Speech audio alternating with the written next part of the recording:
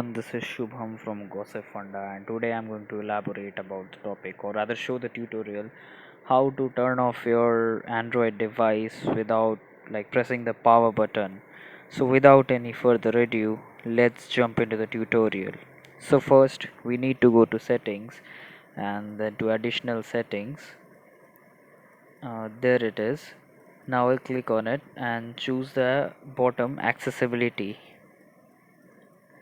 and as you can see there are some menus available on it. I'll go for the accessibility menu.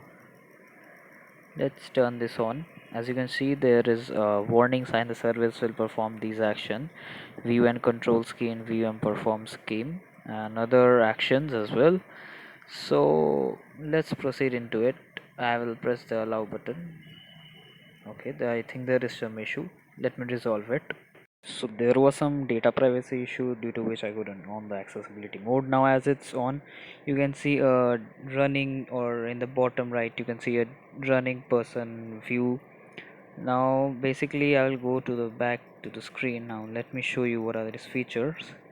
So as you can see, I've opened it. It shows Google Assistant accessibility setting power option, where I will show you in a bit later: volume, recents, lock screen, toggles, notification, and a screenshot button. Now pressing the power button shows us the usual power off and other features. So yeah, as this is the main procedure how you can turn off your mobile using the accessibility mode on an MI device. This was my Poco F1, so I showed it on my MI device. Usually it depends upon device to device.